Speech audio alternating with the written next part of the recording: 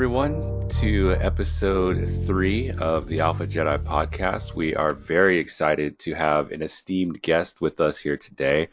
We've got the Family Alpha in the podcast. How are you doing, sir? Doing well. How you doing?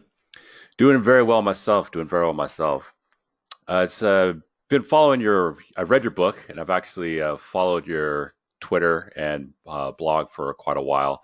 And so what I really enjoy about your perspective on things is there's a lot of talk in the community around trying to maximize yourself as an individual. And for single guys, it's very beneficial. And it's also something that a lot of guys find it works really well for them. But for the guys on the other side of the coin that are married or in long-term relationships, there's still a lot of very important things. And the argument's been made that game is even more critical when you're in those types of scenarios. And so that's one of the things that I feel that has been a strength for your blog and what your message is. How did you come into trying to blog about that and just put that message out there? Yeah, so I started on the Red Pill subreddit on Reddit. I think I was looking up, I had just gotten out of the Navy, and I was looking up, where has masculinity gone? Like, why are men so sensitive? Coming from the military side of the house, I had some, guys who were they were guys, and the girls were girls, and that was okay. And then when I got out, that wasn't the picture that I landed into.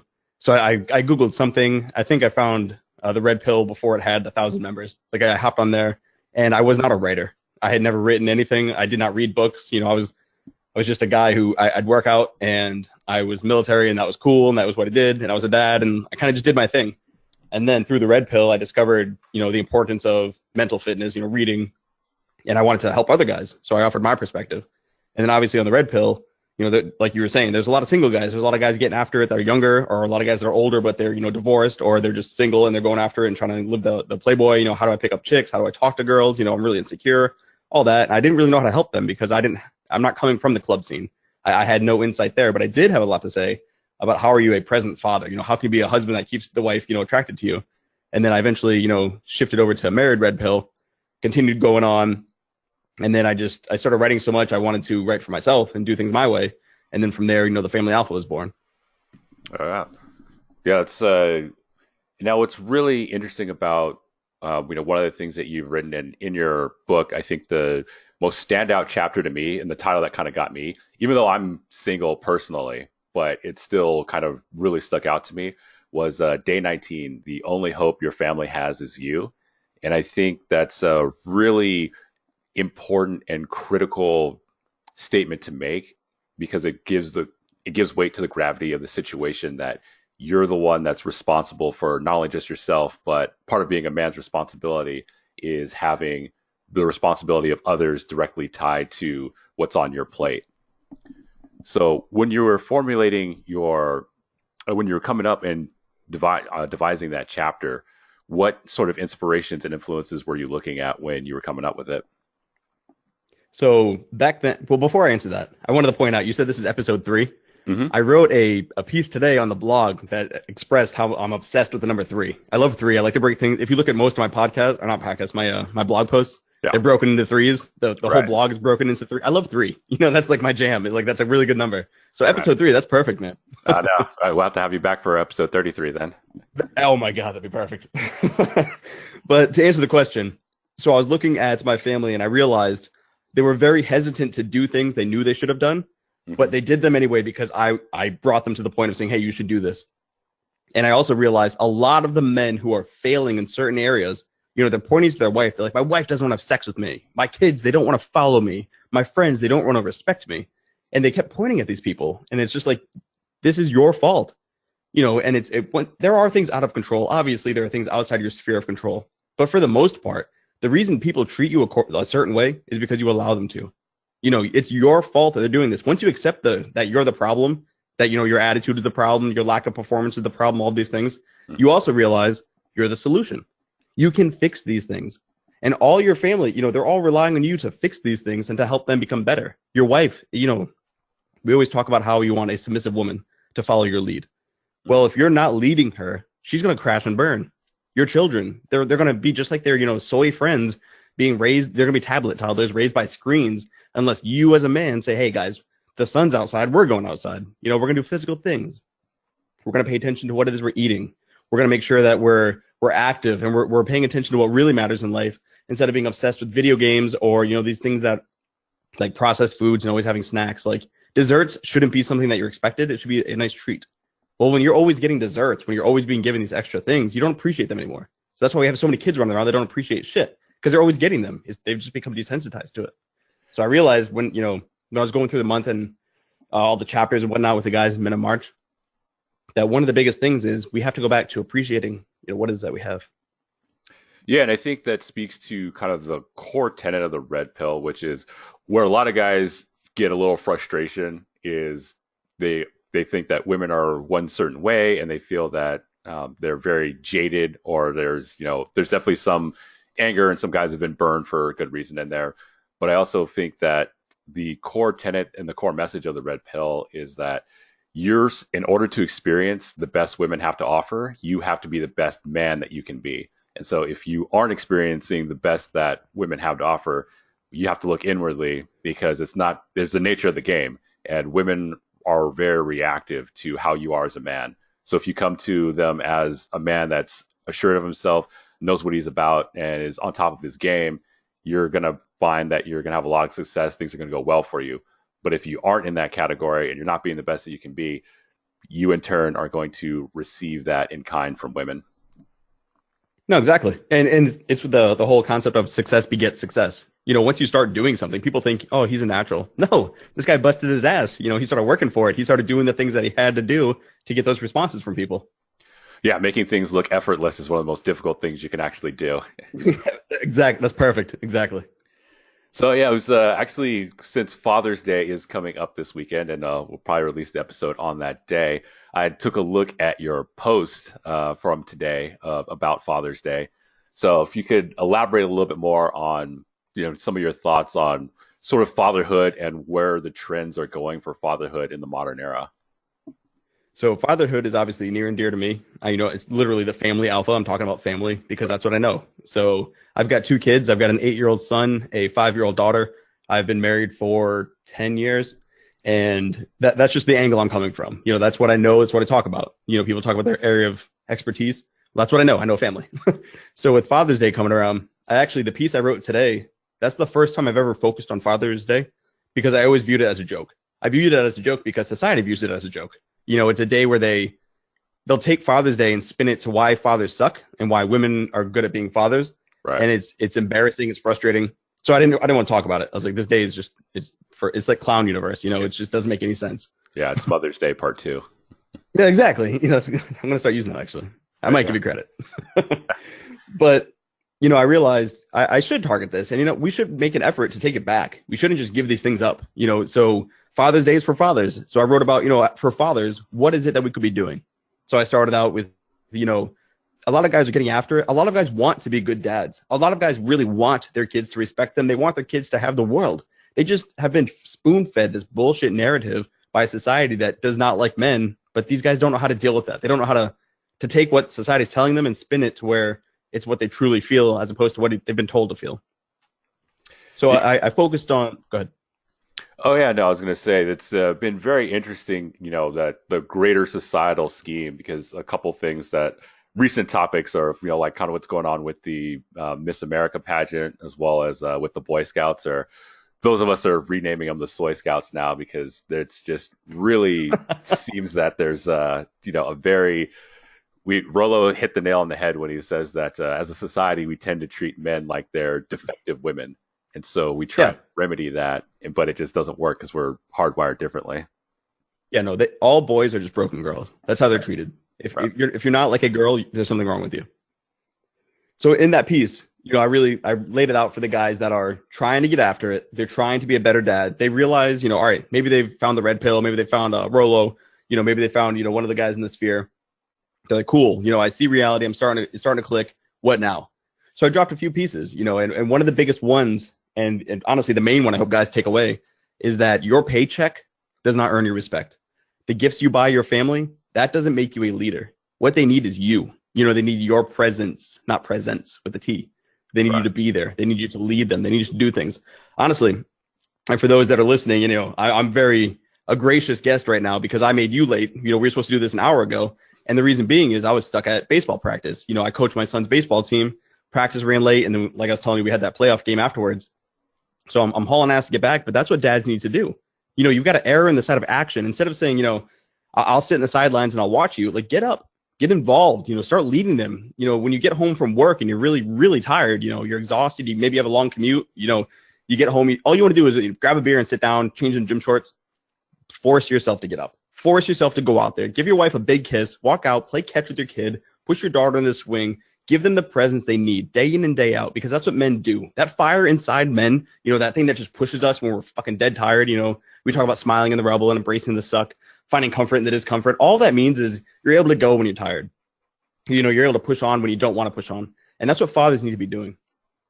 Yeah, and I think that's a very core component to masculinity that I think is something that as a society we've kind of tried to downplay it because it's I don't know what necessarily the particular angle is on it, but it is that driving core where the burden of being a guy is that you are to get up and you have to go do. Like, you have the burden of performance. You need to get out there even when you don't feel like it, even when you hate it, but the reward that you reap from the efforts of your hard work, the fruits of your labor, that's really what it's all going towards.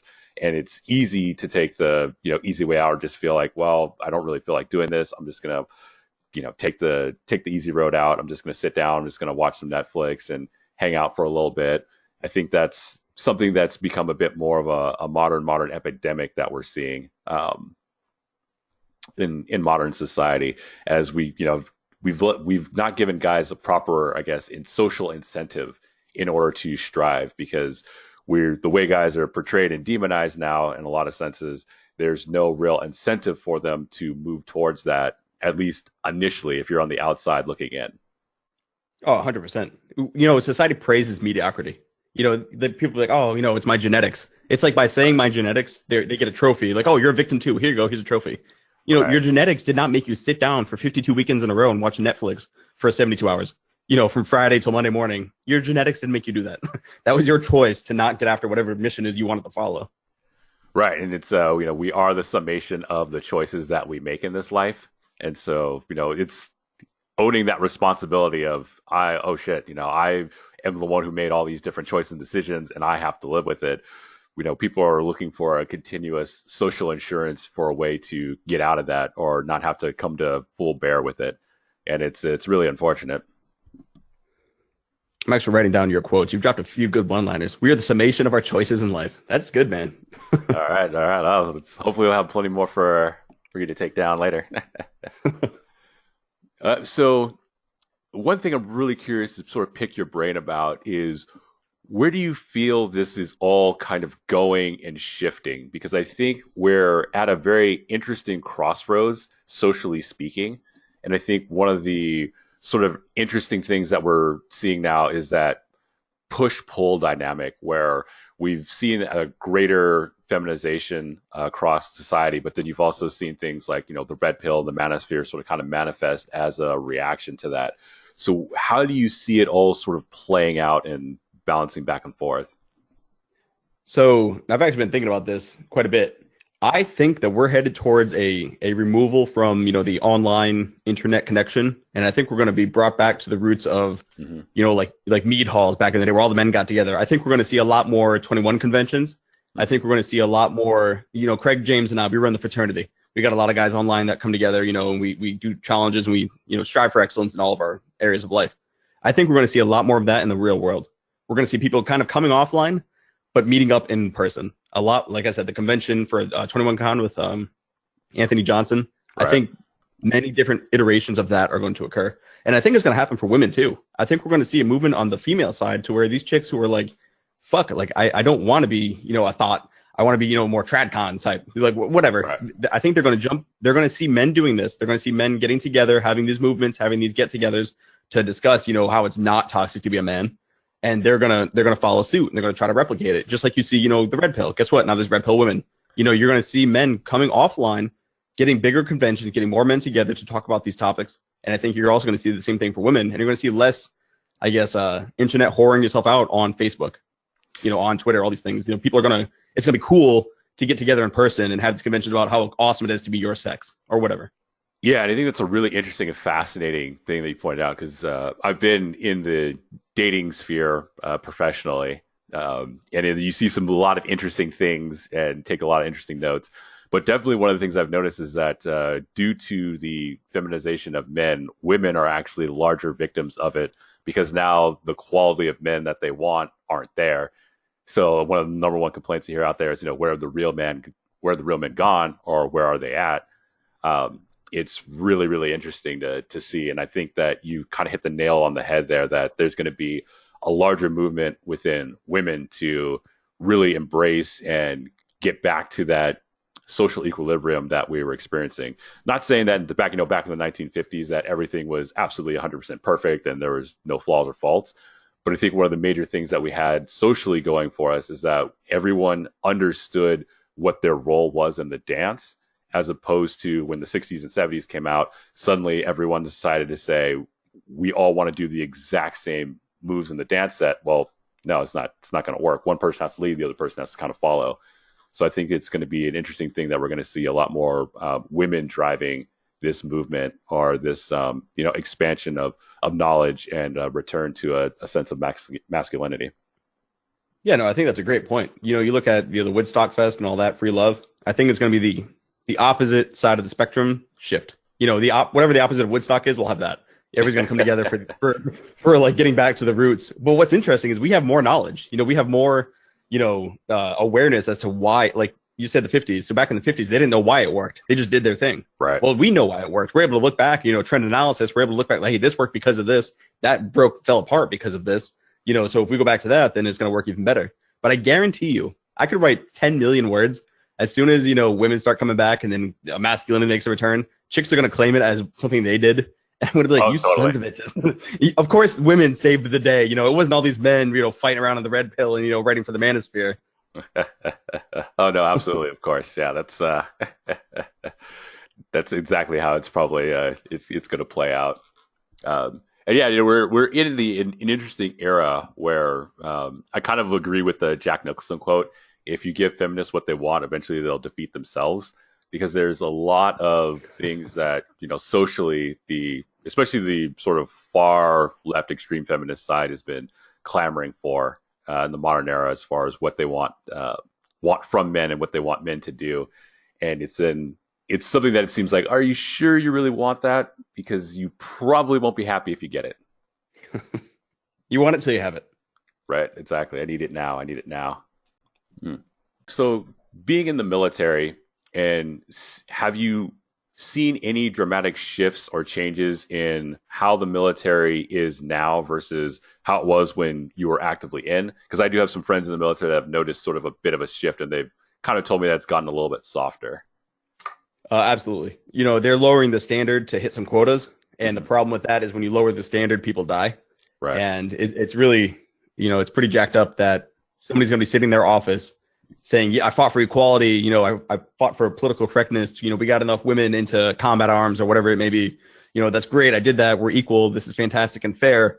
Well, all those, units that have those women in there who can't hold their own, they're going to literally die. And that's American blood that's going to be on these guys' hands. So absolutely, they're lowering the standard to push women through because they want to hit a quota. They're breaking up units. Everything is, it used to be where you could kind of say what you wanted to say and get it off your chest. And now you've really got to worry about what you say and to who you say it to, or else they'll get offended. And then you're reported and you've got a black mark. And all of a sudden, you're not making rank, the next go around. I've been out since 2014. So, I kind of dodged the new stuff, but it was starting then. And it was getting a little weird with are they going to put, they got rid of the don't ask, don't tell. So I got out right at the end of that. So I don't know, what are you doing with a guy who says he's gay? Does he go into female birthing? Does he go into male birthing? There's a lot of challenges that the military is facing right now that they're not sure what to do. And by, trying to follow the narrative of let's make everything fair for everybody, which doesn't make it fair for everybody, but by trying to do that, they really put some people in some precarious situations to where things can go south really fast and you're going to lose your fighting force. And you got, a guy sitting in Russia right now. Putin is sitting there like, all right, in 5 years, I'm just going to go bitch slap, the soy military of the U.S. Right. And I think, what's I think what people tend to forget is that the military doesn't exist to be sort of a, microcosm of society or a platform for social justice. The military exists for one purpose, to be as efficient and effective a fighting force as possible. And there's literally life on the line.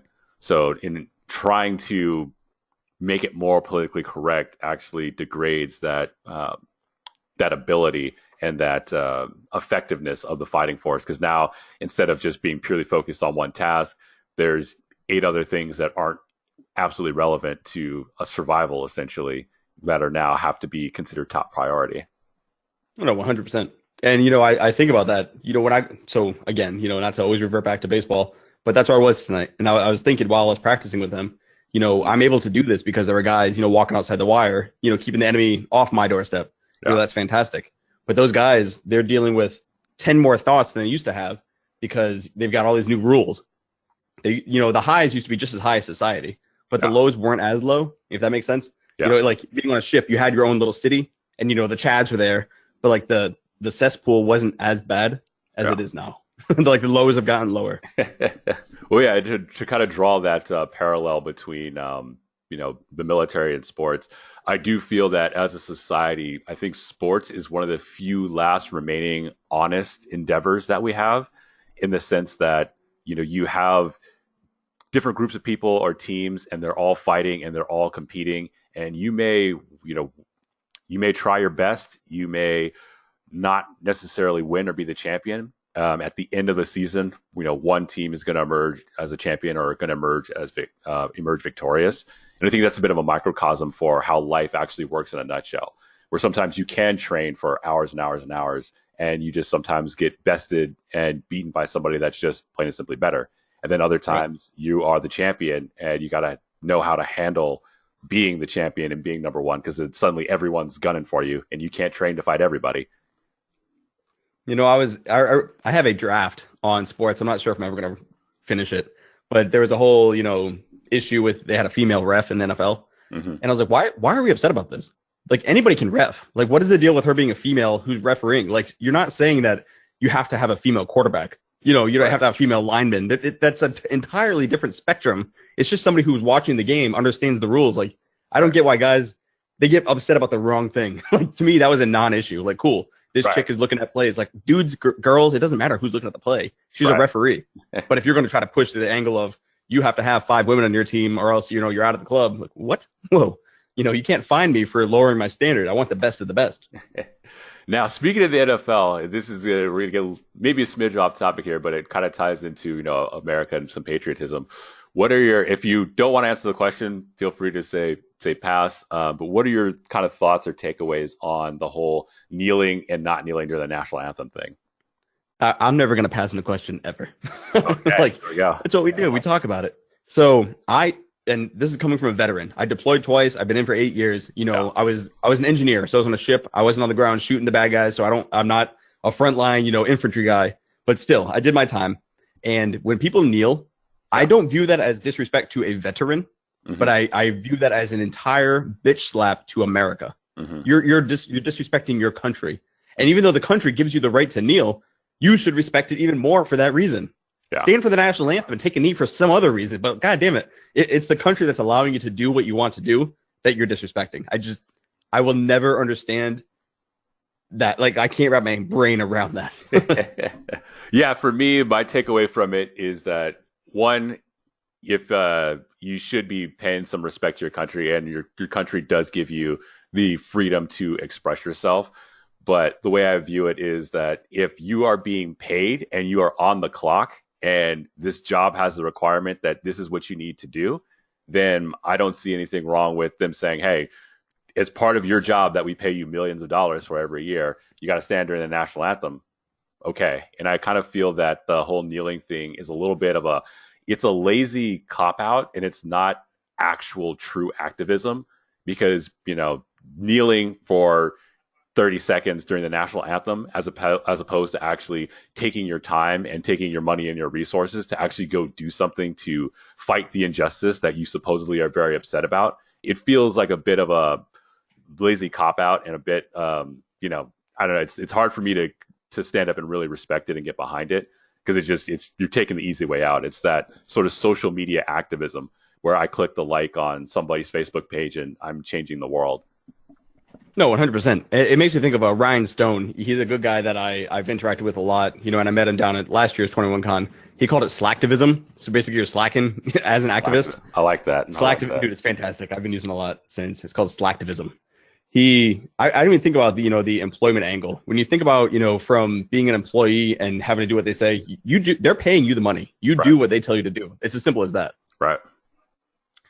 Yeah, and it's, hey, in this organization, we, stand during the national anthem. That's great. If you want to protest it all you want on your own time, by all means, go ahead and do it. But if you are being paid a lot of money, then it's part of your job requirement. So I don't necessarily see anything wrong with it. Exactly.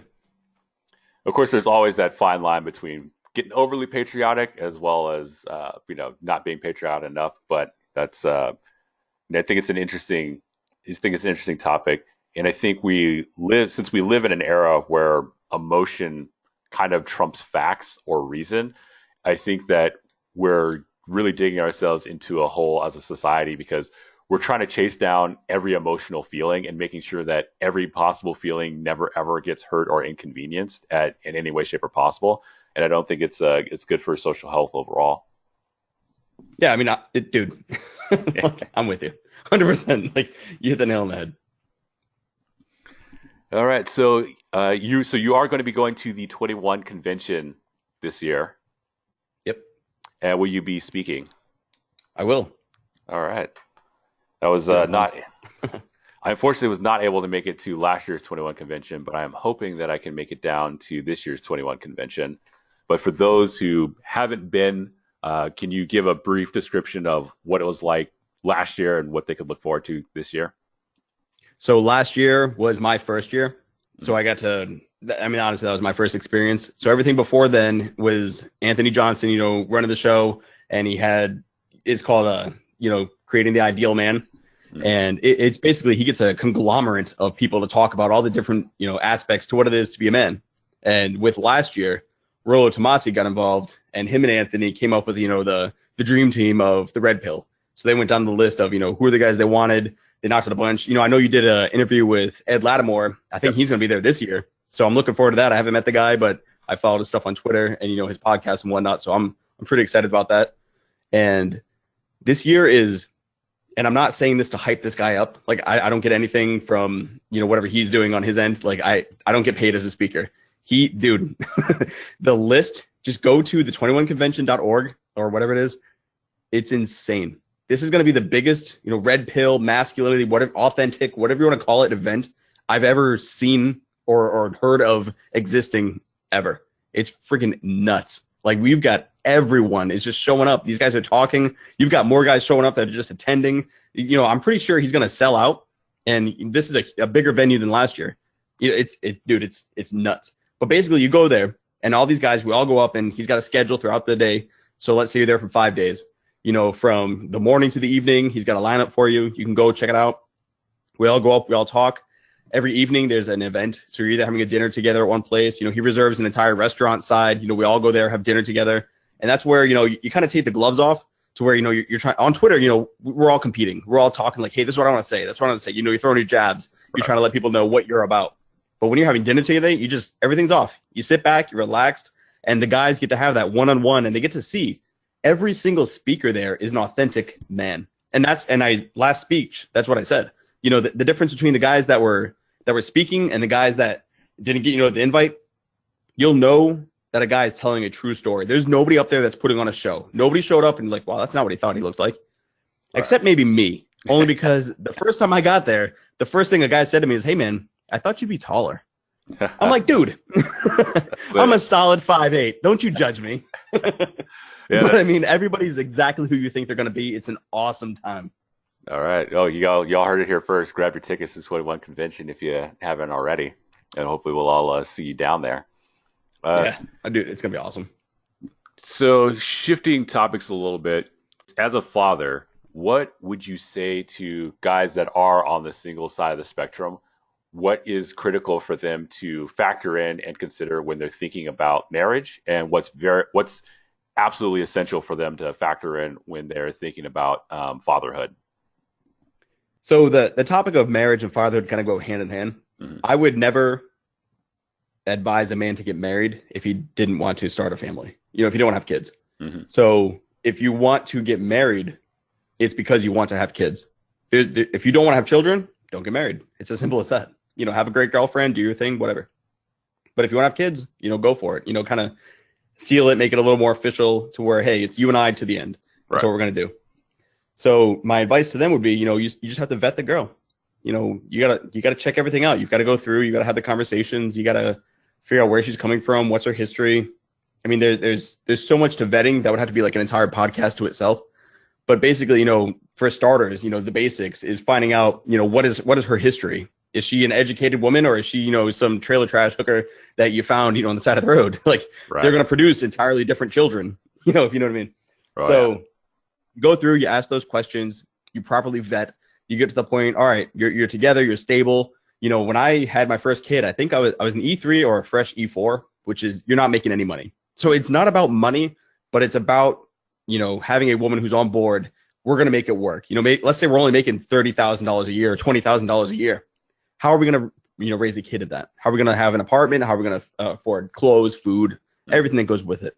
You have those conversations, you start talking about it. If you've got a good girl, if you've vetted properly, she's going to support you. She's going to make it work. And you're going to be able to, have that child, whether it's boy or girl, it doesn't matter. Like, if you want a kid, you don't care what the sex is. Obviously, most men want boys because they carry in the name. But the bigger picture is you're properly prepared for it. And there's no surefire thing that I can tell anybody. A lot of guys have asked me this question. I don't have the bullet answer. I don't have any, like the fat loss pill. I can't give you a Right. pill that's going to make you get a six pack. I can't give you a pill that's going to make you a great father, have a great marriage. But you can take a lot of steps to set yourself up for success by eliminating, potential mishaps by, just vetting properly. Okay. Very sound. Very solid. So the other thing that the other thing I wanted to ask as well is what do you think is going to be the biggest challenge for men of this current generation? So your kids, your son, what do you think are going to be his biggest challenges as a man that he's going to face going into the world when he becomes a full-fledged adult, say in the next, 10 years, 20 years? So I'll use my son as an example. And I've thought about this. So I was afraid I was setting my son up for failure because I'm raising him a certain way. Obviously, all red pill aware men are raising their sons a certain way. They're raising them aware of reality, seeing what's actually going on as opposed to what they wish was going on. And my biggest fear and the biggest challenge I think he's going to face is being so different from his peers. Mhm. And I'm already seeing it. My son's 8 years old. When he goes to his friend's house, all they want to do is play video games and play on a tablet and eat whatever they want, whenever they want. And my son he's completely jacked up because he wants to go outside. He wants to go play sports. Like, his best friend is on the baseball team. Those kids will go outside and they'll play baseball for hours. It's ridiculous. And when the sun goes down, they can't see the ball anymore. They come inside, they go to the basement, and they start pitching to each other and they start training.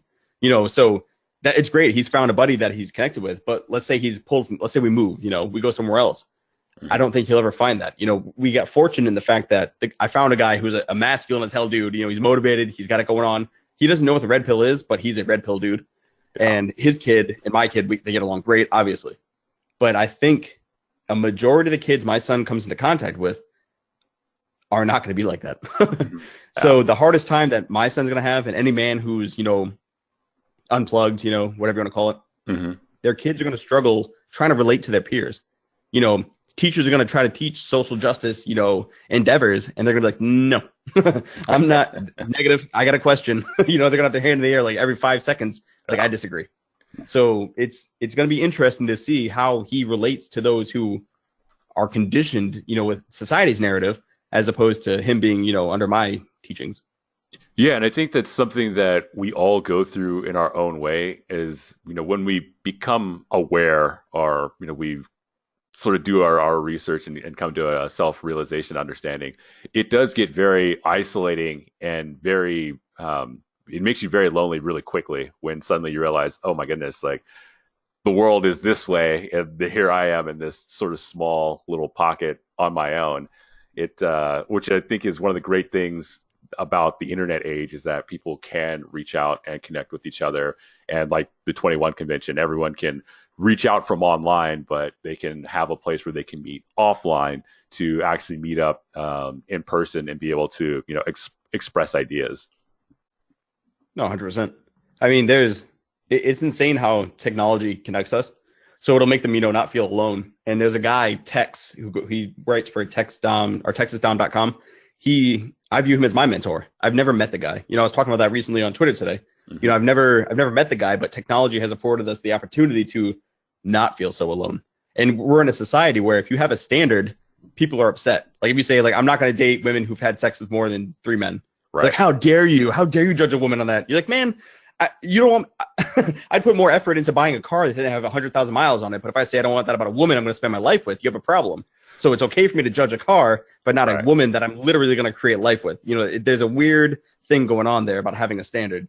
Right. And it's, we've treated women with the holier than thou complex in the sense that, if like, for example, if you say, I don't want to, date a girl that's had sex with more than 3 guys, or, I want a girl that looks a certain way, you're called the, total chauvinist and, you're a complete misogynist.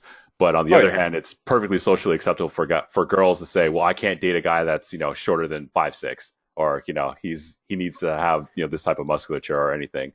It's really. I'm glad you said 5'6" and not 5'8". Yeah, right. Looking out for you. I appreciate that. Yeah, but it's interesting that sort of social double standard that we have, and I think one thing it's interesting, guys, if we were to do life over again as women, we would definitely be mortified and appalled by what other guys do, because there are just some really creepy, really terrible things that guys do out there. Not all guys, and definitely not a majority of guys, but I would definitely say that there's definitely we're not perfect. But I also do think that if women were to do life over as men, I think their heads would absolutely explode, because they wouldn't be able to truly, fully grasp just the burden of being a guy and everything that goes into it, and the fact that you are not allowed to have a sense of entitlement, and so much is expected of you and you can be punished so easily for even doing everything right and correctly, but just not doing it to the whims of how people are feeling at that given moment. I think it would be really fascinating. Yeah, dude, it would blow minds. I would be a terrible chick. Like, I'm too much of an asshole. Yeah. But I mean, like, yeah, it would absolutely blow their minds to understand, like, the burden of the performance. Like I said, men should embrace it. You don't get to complain because, oh, I've got to perform as a man. Like, no, like, find comfort in the discomfort. Yep. Do what you have to do. But a woman will never appreciate what you have to do, right? And she shouldn't. She's a girl. It's exactly. That's just how it is. Yeah, and that's part of our job. Our job is to protect them from all the bad shit that has to happen, and it is to make it look effortless, because at the end of the day, it comes down to, yeah, she may not necessarily know or fully appreciate what's happened, but it's like, I know, and I know exactly where this has come from, and that's all I need. No, absolutely. And like you said, making it look effortless. She doesn't give a shit about the thousands of hours you spent in the gym. She's happy you have big traps and a six pack. That's all she cares about. Yeah, exactly.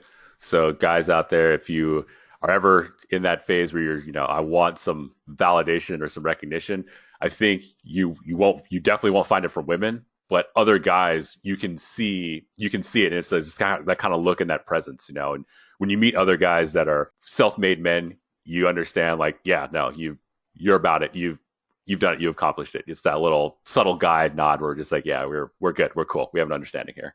No, exactly. And, so to go back to the 21 con, that's exactly how it goes.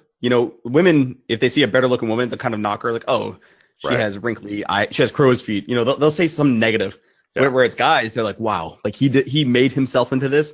Like, when I saw Christian McQueen, I was like, God damn, like, that dude, like, he destroyed it online, like an online business. He made it. He went after, like, that he's a playboy and I'm a family man, totally different. But we connect on a level, like, a respect of work ethic. You look for, it drives you to do more with your own life as opposed to wanting to knock them down. Like, screw pulling people down. Like, we should be like tides, pulling all the boats up with us. Like, I want to get better. It makes you better. I want you to get better, so you make me better.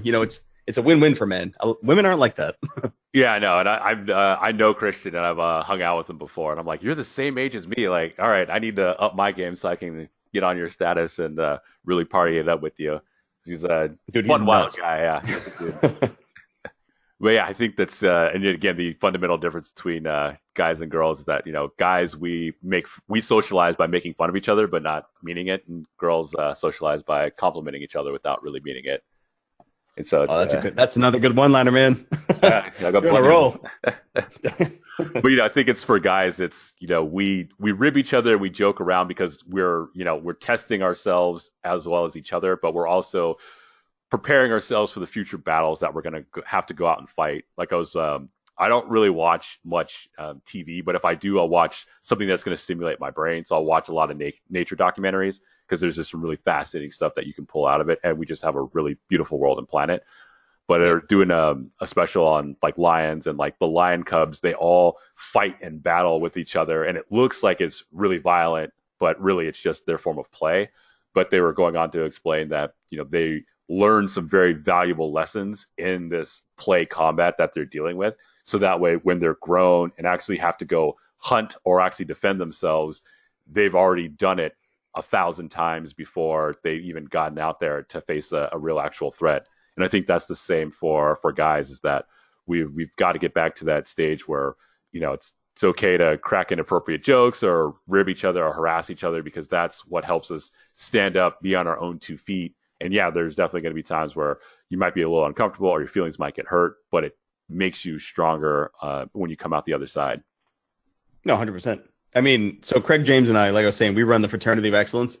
We talk shit to each other more than we have like normal conversations. It's more shit talking and banter than it is discussion, just because that's what guys do. Like they challenge, they push, what's going to make you upset. And once they find that, they're going to dive real deep into it just to make you upset, because why not? Yep. You either get tough or you go away. So if people were interested in hooking up with or connecting with the Fraternity of Excellence, where can they find it? What would they need to do? Who they need to reach out to? We've got the fraternityofexcellence.com. It's myself, Hunter Drew, and Craig James from Masculine by Design. All right. Very cool. All right. You have like crushed all the questions that I had for you lined up. So, oh, man. You got to make some up. That was too easy. I know, right? I'm going to come up with some quantum physics questions. Totally jacked me up. I'm like, all right, I'm out. But yeah, no, I would. I guess the last question I kind of have off the top of my head, I can't talk in here.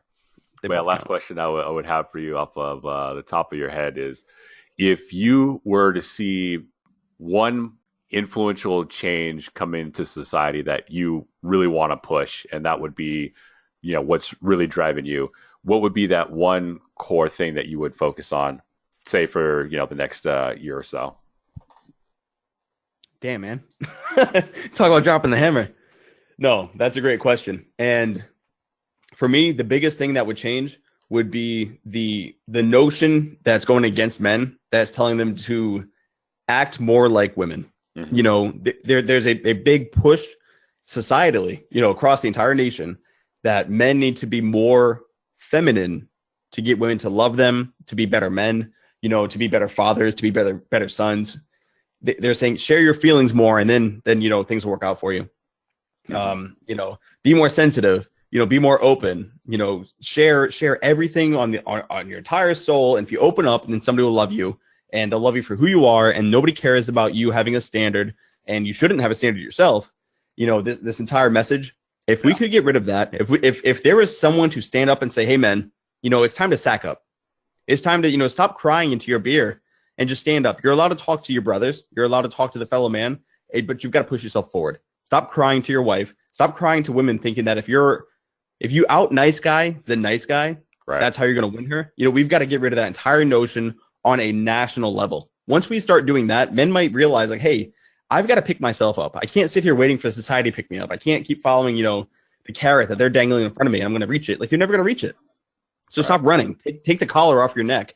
Take, that rod holding the carrot, throw that shit in the ground, and start living life, according to the real set of rules. Grab the book that has the real set of rules of reality, as opposed to the book that has the rules that have been written by the feminine imperative supporting, society that you're following. Yeah, we definitely seem to be in an era where we've not only gotten, people to, in a sense, be slaves more efficiently, but we've actually got them to like ask for more restrictive slavery. It's really interesting. It's like they double down on being nice, and that's what's hurting them. It's weird. Yeah, exactly. And it's the more that they go down this path, the more they get crucified for it. So, all right, that's a very well thought out answer. All right. Well, that is all that I had. We want to really sincerely thank you for making the time to come out and be interviewed on the podcast. It is a pleasure to actually have some real authentic talk. No, I mean, thank you for having me, man. And again, I'm sorry for being late. Little League, it gets you. No problem at all. So for those who may not necessarily know where to find you, how can they find you? Do you have anything that's coming up next that they should be on the lookout for? What do you have for the people out there? So thefamilyalpha.com is where I write my longer pieces. I'm active on Twitter. My username is, or hashtag, or whatever the hell it's called, is at the Family Alpha. And I'm much more accessible, real time inside the Fraternity of Excellence with Craig James. All right. Awesome. Well, that is all that we have for this podcast episode. We want to thank you for tuning in. Make sure you check out Family Alpha, and he's being bashful here, but you should definitely check out his book, 31 Days to Masculinity. Really solid read if you haven't picked it up. Also check out my ebook as well. And that'll do it for this episode.